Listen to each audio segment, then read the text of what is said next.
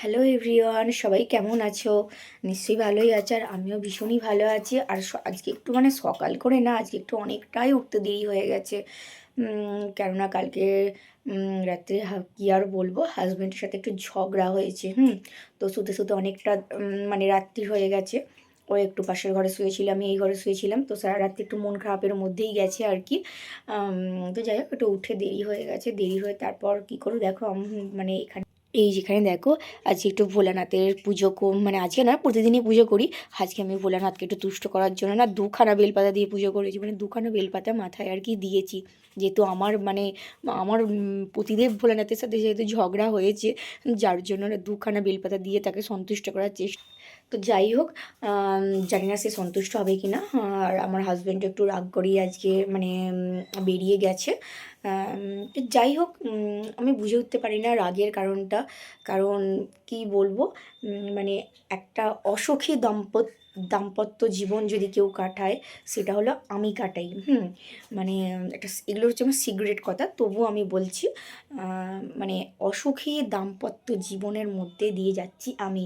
But এটাকে আমি আমি একটু অ্যাস্ট্রোলজার বিশ্বাস করি, যেগুলোর জন্য না আমাকে বলি যে চলো একটু অ্যাস্ট্রোলজারকে দেখায়। আমাদের মধ্যে তো কোনো মতের মিল নেই, কোনো মনের মিল নেই।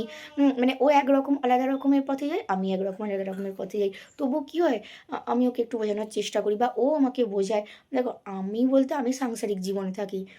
কিন্তু আমার অনেক হয়তো ভিডিও দেখতে পাবে যেগুলো অনেক রোম্যান্টিক, বা কোনো কিছু হয়তো আমাকে দেখে হয়তো ভিডিওর মাধ্যমে দেখে মনে হবে মেয়েটা অনেক রোম্যান্টিক বা এরকম কিছু।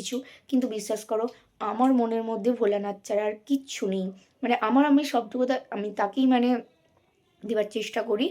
আমার ভক্তি দিয়ে, অন্য কোনো ভালোবাসা না, ভগবানের প্রতি যে ভক্তের ভালোবাসা হয় সেটাই। অ্যাকচুয়ালি আমি তার একনিষ্ঠ ভক্ত হতে চাই। তার জন্য তো যার জন্য আমি আমার এই ঘরটা দেখতে পাচ্ছ, আমি আমার এই ঘরটাকে আমি পবিত্র রাখার চেষ্টা করি। তোমরা নিশ্চয়ই বুঝতে পারছো আমি সব কী দিক থেকে বলছি, সব দিক থেকেই। তবু আমার মেয়েটা ছোট। হ্যাঁ, ও একটু মাঝের মধ্যে এটা সেটা নিয়ে এসে খেয়ে নেয়, পেঁয়াজ বা বাইরের কোনো কিছু যদি আসে আর কি। আমি ওকে বারণ করার চেষ্টা করি, কিন্তু ও শোনে না। যাই হোক, ও ছোটো ঠিক আছে, বাট আদারওয়াইজ আলাদা দিক থেকে আমি এই ঘরটাকে আমি একটু পবিত্র রাখার চেষ্টা করি, যেহেতু আমার ঘরে ভোলানাথ আছে। তো যাই হোক, যেটুকু পারি আমি করার চেষ্টা করি। বা জানি না কী অপরাধ করেছি আমি ভোলানাথের কাছে, যার জন্য আমার সব কিছু হয়তো আছে, কিন্তু আমার দাম্পত্য জীবনে আমি নট হ্যাপি। মানে কী করে আমি ঠিক করবো আমি এটাকে বুঝতে পারি না।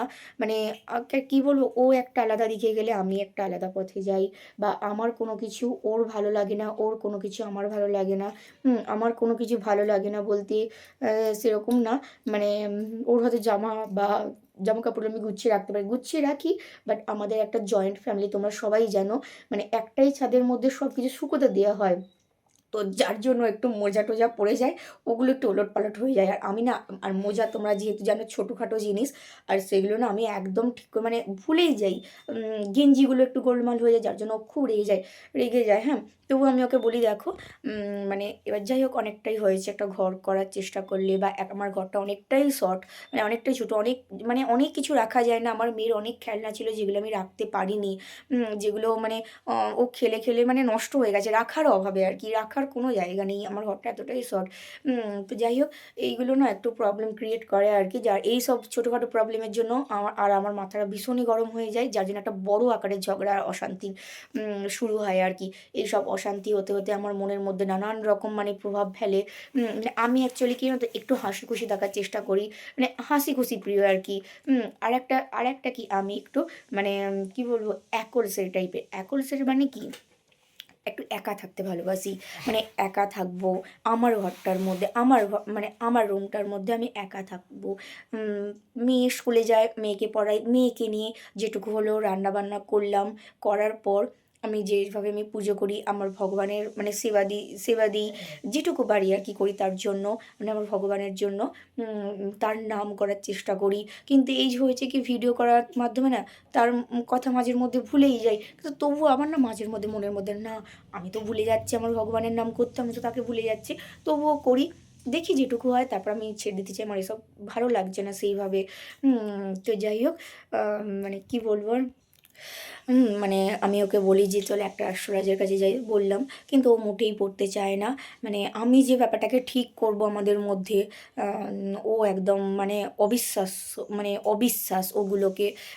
যেহেতু অবশ্যই হতে পারে, অনেকেই এগুলো অবিশ্বাস করে, হ্যাঁ, কিন্তু আমার মনে হয় না বিশ্বাসে মেলায় বস্তু তর্কে বহুদূর।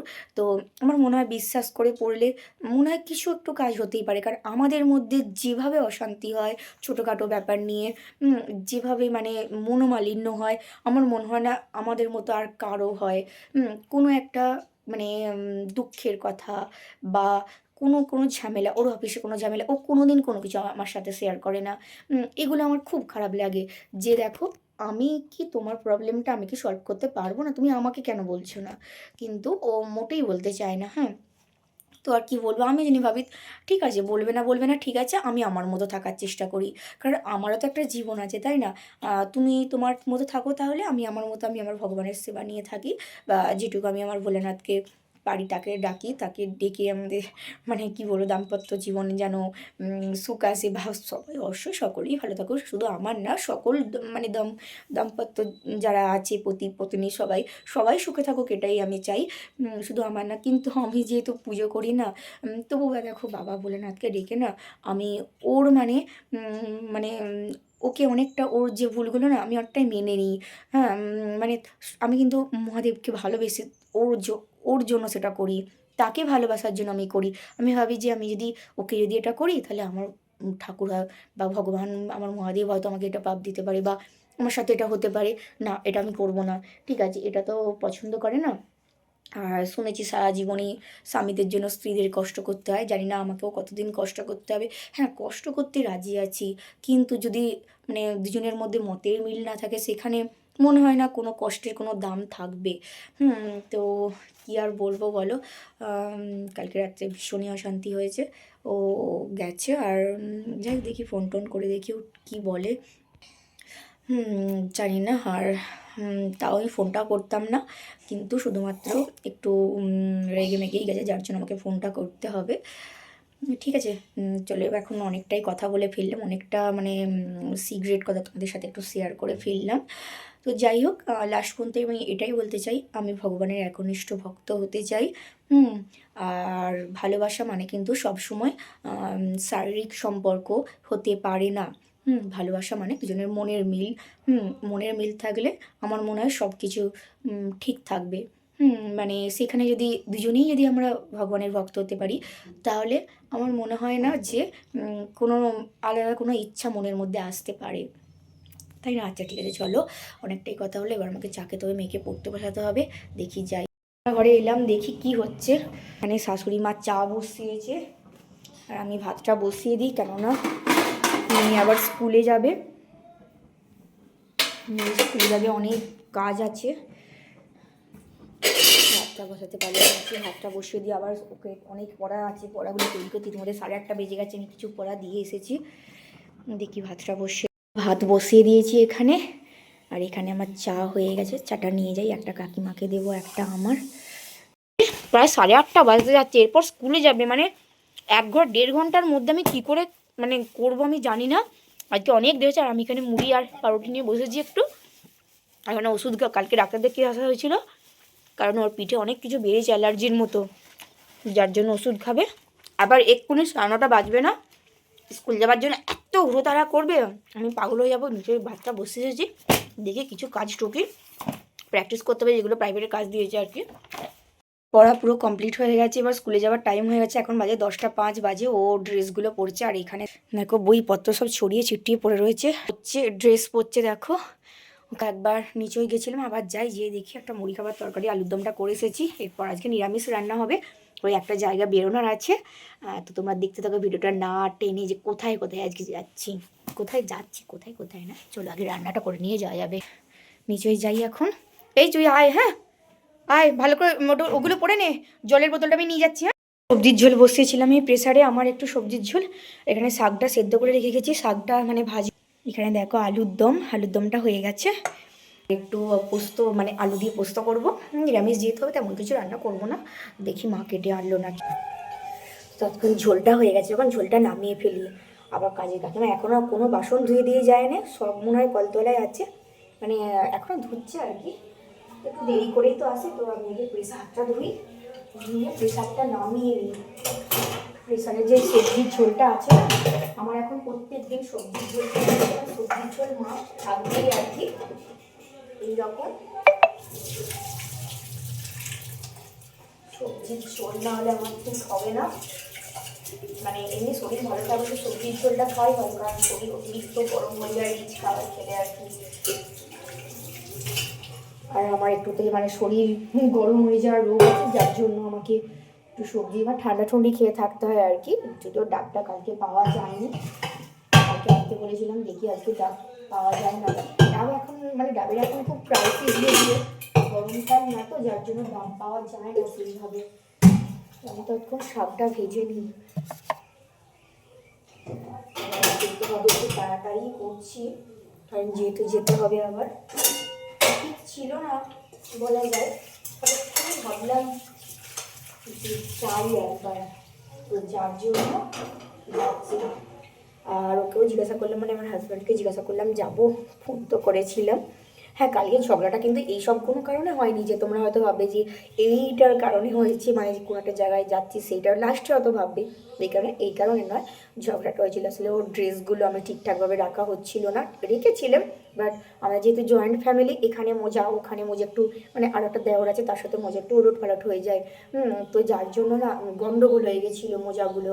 আর যেহেতু একটুখানি ঘর দুয়ার, আমারও অনেক মানে ড্রেস বা মেয়েটারও অনেক ড্রেস তো আছেই, মোজা তো ছোটো ছোটো জিনিস, যার জন্য এদিক ওদিক হয়ে যায়, তো পাচ্ছিল না বলেই খুব রেগে গেছিলো, আর আমিও ভীষণ রেগেছিলাম, রেগে একটু ঝগড়া হয়েছিল। তো যাই হোক, মহাদেবের আশীর্বাদে আবার সব ঠিক হয়ে গেছে, এটাই আর কি। বাবা বলে না, তুমি কাল থেকে ডাকছিলাম যে ঠিক করে দাও, আর কি বলবো, মানে স্বামী স্ত্রীর মধ্যেও ঝগড়া অশান্তি হতেই পারে, এটাই আর কি। তারপর আবার ঠিকও হয়ে যায়, বাট আমার মনে হয় মনের মিলটাই আসল সমস্ত কিছুর দিক থেকে, মানে দিক হলো মনের মিলটা থাকলে তবে একটা লাইফকে ভালোভাবে কাটানো যায়, মানে পুরো লাইফের যে দাম্পত্য জীবনে যে জার্নিটা থাকে সেটা। আচ্ছা, বয়স হলে তো আর এসব কিছুই থাকবে না, দেহের ক্ষুধা বা শরীরের ক্ষুধা তো কিছুই থাকবে না, বয়স হলে থাকবে শুধুমাত্র ভালোবাসাটাই। তাই এখন থেকে আমার মনে হয় মনের মিলটা থাকা বা ভালোবাসাটা থাকাই মেন আসল যে ভালোবাসা। তো কড়াটা গরম হয়েছে, করিনি, তাড়াতাড়ি দিয়ে আসে, ও এক্ষুনি চলে যাচ্ছে, মানে কোনো কিচ্ছু নেবে না, চলে যাবে, এমন বদমাইশ। তুই কিচ্ছু খাইনিস কিন্তু, আমার একটা 5 টাকার বিস্কুট কিনে দাও না,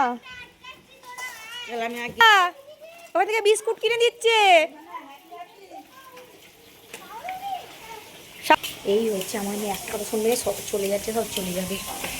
তারপর দেখো শাকটা এই যে হয়ে গেছে শাকটা, আর এখানে ডালটা বসিয়েছি, একটু ডালটা আমার তৎক্ষণ মানে মেয়েটাকে বিস্কিটটা কিনে দিতে গেছে, নিক আমি তৎক্ষণ আলুটা কুটে নিয়ে চলে আসি। এর ডাল চাপিয়েছি, মুসুরির ডাল আর কি, যেহেতু আমার সবজির ঝোল হচ্ছে, শ্বশুরমশাই খাবে না, আর এক্ষুনি কোথায় কী রাগ করবে আর করে বলে প্রতিদিন সবজির ঝোল, মানে আমি খাই বলে তো আর সবাই খেতে পারবে না, তাই না, তার জন্য শ্বশুরমশাইয়ের জন্য। আর আমার মেয়ে একটু মুসুরির ডাল খেতে ভালোবাসে, ওকে সবজির ঝোলও খাই, কিন্তু মুসুরির ডালটা উপকার তো, তার জন্য একটু মুসুরির ডালও করছি।